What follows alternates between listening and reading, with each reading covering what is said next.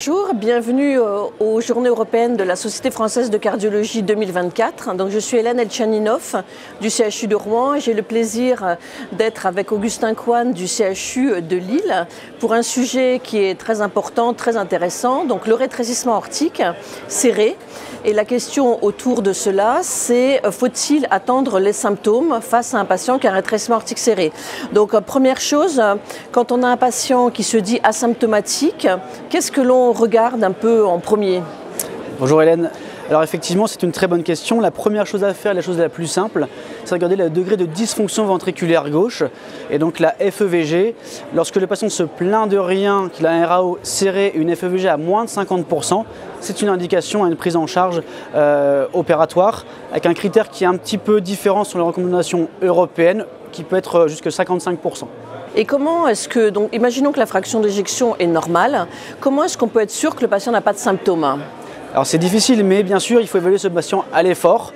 Donc il n'y a pas de mauvais type d'effort. Tous ceux que l'on a à disposition, on peut les faire. Donc on peut faire soit une épreuve d'effort classique, soit une échographie d'effort, soit une épreuve d'effort métabolique. Avec l'objectif de regarder non pas les gradients transvalvulaires, mais un, si on démasque les symptômes, et deux, s'il y a une chute de pression artérielle systolique à l'effort, qui est définie par une chute de plus de 10 mm de mercure de pression artérielle systolique.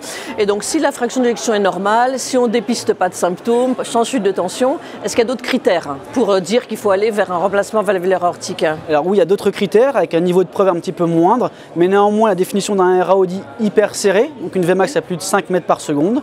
Oui. La notion d'activation neuro-hormonale, en tout cas des NT-proBNP à plus de 3 fois la normale, ou une progression annuelle un petit peu rapide, définie par une Vmax qui augmente de plus de 0,3 mètres par seconde par an.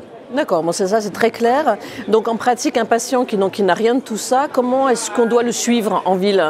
Donc ce patient qui est vraiment asymptomatique, qui n'a pas tous les critères qu'on vient d'évoquer, on le suit régulièrement pour essayer de définir et de dépister ces critères-là. Et on le suit généralement tous les 6 mois par échographie et évaluation clinique. Donc c'est pas toujours facile. On peut avoir aussi demandé avis à un centre expert, un centre de valves. Est-ce qu'il y a des études en cours sur ce sujet, des études randomisées par exemple, pour en savoir un peu plus dans le futur?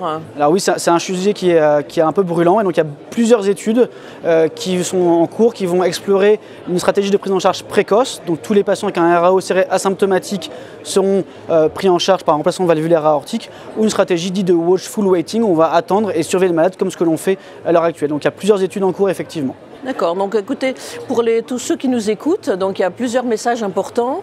Tout d'abord, on peut avoir un rétrécissement aortique serré et ne pas avoir de symptômes, en tout cas de ne pas les exprimer. Donc à ce moment-là, il faut regarder la fraction d'éjection. Si elle est basse, moins de 50 ou 55, il faut intervenir. Ensuite, il faut être sûr qu'il n'y a pas de symptômes. Donc on a dit qu'il fallait provoquer un effort et voir ce qui se passait, également regarder la tension. Ensuite, il y a d'autres critères, échographiques ou hormonaux, le BNP.